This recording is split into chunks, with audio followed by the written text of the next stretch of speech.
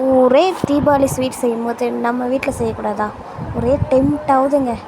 என்னங்க மைசூர் பாக்கு அது இதுன்னு என்னென்னமோ செஞ்சுக்கிட்டு இருக்கீங்க. அதனால நானும் டெம்ப்ட் ஆகி 10 நிமிஷத்தில் சட்டுப்புட்டுன்னு ஒரு ஸ்வீட் செஞ்சு வீட்டில் கொடுத்துலான்னு இருக்கேன். அதுக்கு தான் பால் போட்டு வச்சுருக்கேன். என்ன ஸ்வீட்டுன்னு நான் சொல்கிறேன். அதுக்கு முன்னாடி இது ரொம்ப ஈஸியாக செய்யலாம். அந்த டிப்ஸ் தான் ரொம்ப முக்கியம். 5 நிமிஷத்தில் செய்யக்கூடிய இந்த ஸ்வீட் என்னென்னா பால்கோவா தாங்க. பால்கோவாவை அது எப்படி செய்கிறோன்னா, ரொம்ப நேரம் ஆகும்ல மெத்தட் செய்கிறதுக்கு. பாலை திரைச்சி அதுக்கப்புறம் திரைக்கிறதுக்கு வினிகரோ இல்லைன்னா அந்த மாதிரிலாம் ஊற்றி அந்த மாதிரி கஷ்டப்படவே தேவையில்லை. இது ரொம்ப ஈஸியான மெத்தடு. 3 ஏலக்காய் எடுத்துக்கிட்டேன். பால் நல்லா காய்ச்சிட்டு 3 ஏலக்காய் போட்டாச்சு. அதுக்கப்புறம் சுகரும் இதுலேயே நான் ஆட் பண்ணிட்டேன். இந்த பால் பொங்கட்டும், ஆட் பண்ணிடலாம் சுகரை. ஆட் பண்ணிட்டேன். இப்படி ஆட் பண்ணி முடிச்சுட்டு கொஞ்ச நேரம் பால் பொங்குற வரைக்கும் ஒரு 5 நிமிஷம் வெயிட் பண்ணுங்கள். அதோட பாலில் தண்ணி மட்டும் சேர்க்கவே கூடாது. முக்கியமாக தண்ணியை சேர்த்துட்டிங்கனாலே பிரச்சனை தான். இதில் உள்ள தண்ணியே எவாப்ரேட் ஆகணும். அது ரொம்ப முக்கியம். ஃபஸ்ட்டு இப்போ திக்கான கன்சிஸ்டன்ஷனில் அந்த பால் பொங்குறது உங்களுக்கு நல்லா தெரியுதுல்ல. இந்த டைமில் பால் பவுடர் இருக்குல்ல, அது கொஞ்சம் எடுத்து வச்சுக்கோங்க. நான் போடுவேன் பாருங்கள்.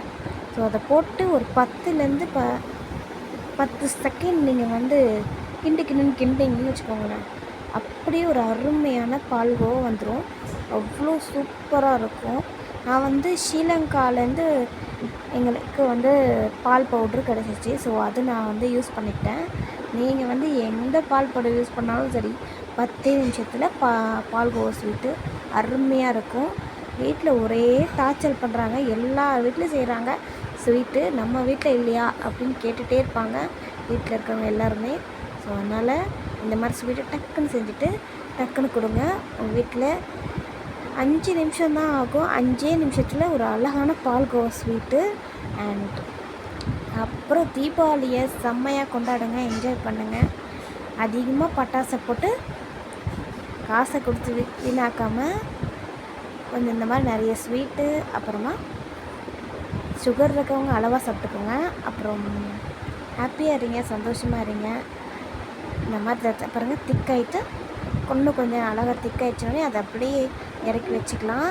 இதில் நான் எதுவுமே யூஸ் பண்ணல. சில பேர் நெய்யெல்லாம் ஊற்றுவாங்க. நெய் வேணால் ஊற்றிக்கோங்க. நான் நெய்யெல்லாம் ஊற்றலை.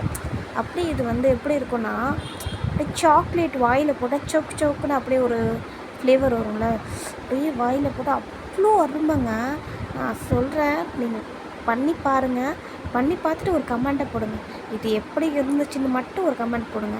அப்படியே மில்க் டீ பார் சாக்லேட் மாதிரி அவ்வளோ சூப்பராக செம்ம டேஸ்ட்டாக வேறு லெவலில் மாஸாக இருந்துச்சு. இந்த ஸ்வீட் ரொம்ப ஈஸியாக செஞ்சேன். 5 நிமிஷத்தில் வேலை முடிஞ்சிச்சு. ஆனால் செம்ம டேஸ்ட்டு.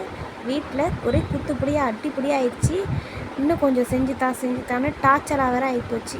அதனால செய்யும் போதே கொஞ்சம் நிறைய செஞ்சுக்கோங்க. இப்போ நம்ம சேனலை சப்ஸ்கிரைப்பும் பண்ணிடுங்க. நம்ம மக்கள் கண்டிப்பாக நீங்கள் சப்ஸ்கிரைப் பண்ணி